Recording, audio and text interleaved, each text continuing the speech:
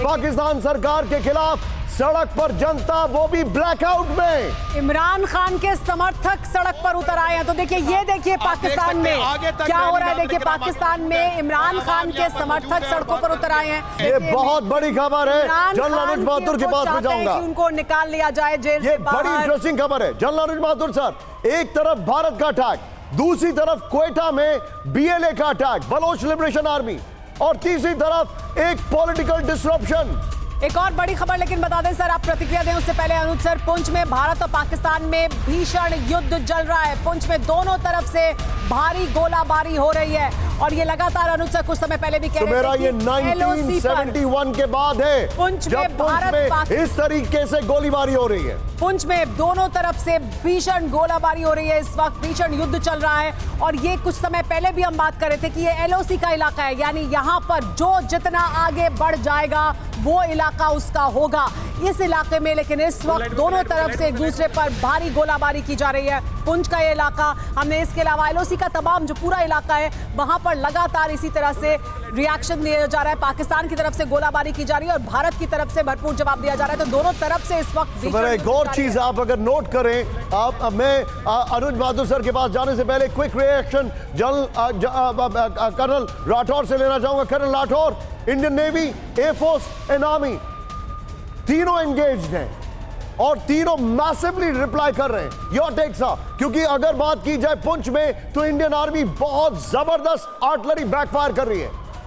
जी हाँ निशांत, यहाँ पर आप देख रहे हैं कि भारत की तीनों सशस्त्र सेनाएं उतर चुकी हैं।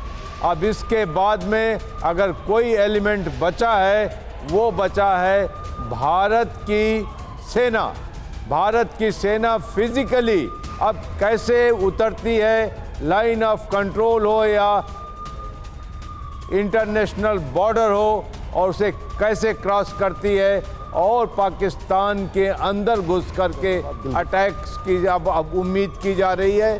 इसके बाद बारे में एक इंटरेस्टिंग यहाँ पर सवाल मेरे साथ इस वक्त जनरल अनुज बहादुर है। अनुज सर, वेरी क्विक टेक, आप देखिए एक एक्सटर्नल अटैक है भारत का और पाकिस्तान में इंटरनल डिस्ट्रप्शंस।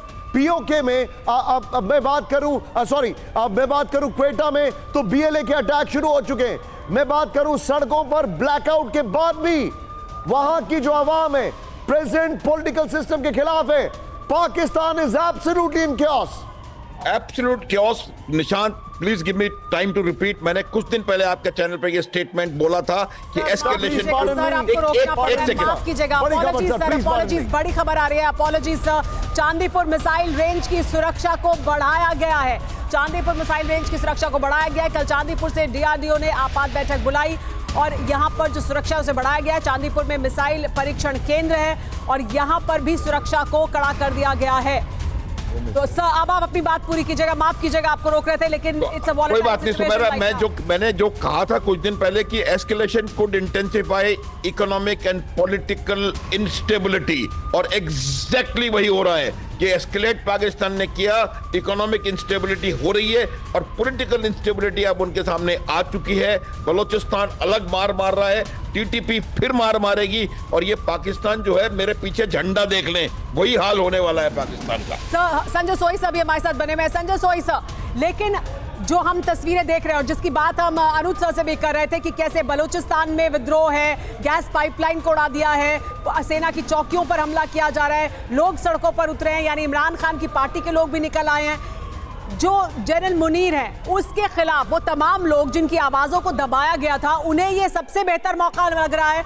हर कोई उठ खड़ा हुआ है और सेना के भीतर भी लोग जो उनके खिलाफ हैं उनके लिए ये बेहतर मौका है उनके खिलाफ निकलने का। अंकित हमारे साथ पुंछ से लाइव है। Ankit, first of all be safe. अब मुझे बताइए क्या जानकारी है।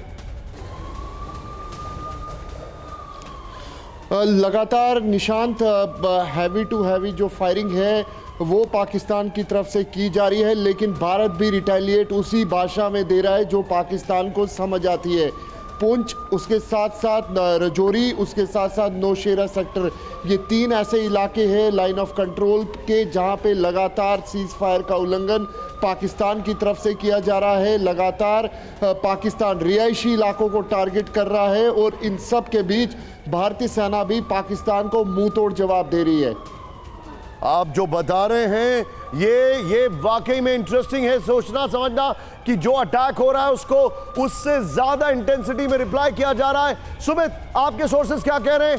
एलओसी पर जो इस वक्त जो इस वक्त फायरिंग चल रही है, भारत का जवाब और किस तरीके से ये पाकिस्तान का इंटेंट है? मुझे ऐसा लग रहा है दे आर जस्ट डेस्परेट। देखिए बिल्कुल निशांत, अभी अगर मैं आपको मेजरली बताऊं कि कहां कहां पर रिस्पांस चल रहा है तो उसमें लाहौर, इस्लामाबाद, कराची, सियालकोट, भावलपुर, पेशावर और कोटली, ये मेजर ऐसे इलाके हैं जहां पर पाकिस्तान के और पीओके के अंदर इलाकों के अंदर स्ट्राइक्स चल रही हैं। अभी ड्रोन अटैक इनिशियल कहा जा रहा है कि ड्रोन से मल्टीपल लोकेशंस पर स्ट्राइक्स चल रही हैं, लेकिन आप मान के चलिए कि ये इसलिए भी हो सकता है कि आप जब उनके रेडार्स को, उनके डिफेंस सिस्टम्स को एंगेज कर देंगे इन ड्रोन्स के साथ, तब आप आसानी से दूसरे टारगेट्स को अचीव कर सकेंगे। और ये आप देखिएगा सुबह आते थोड़ी देर में एक और वेव होगी पाकिस्तान पर अटैक की, और ऐसा लग रहा है कि शायद अब पाकिस्तान को एक बड़ा जवाब देने की तैयारियां चल रही है। निशांत, आप जो बता रहे हैं सुमित, बड़ा जवाब क्या हो सकता है मनीष? ये बड़ा जवाब क्या हो सकता है जिसकी तरफ सुमित इशारा कर रहे हैं कि बड़ा जवाब देने की तैयारी है? दरअसल देखिए सीधी सी बात है कि जब पाकिस्तान ने भारत पर हमले की कोशिश की थी तो उसका बड़ा जवाब ये मिला कि भारत की तरफ से ड्रोन, मिसाइल और रॉकेट के जरिए अटैक किया गया, जिसका असर था कि लाहौर में पाकिस्तान के एयर डिफेंस सिस्टम को भी डिस्ट्रॉय कर दिया गया था।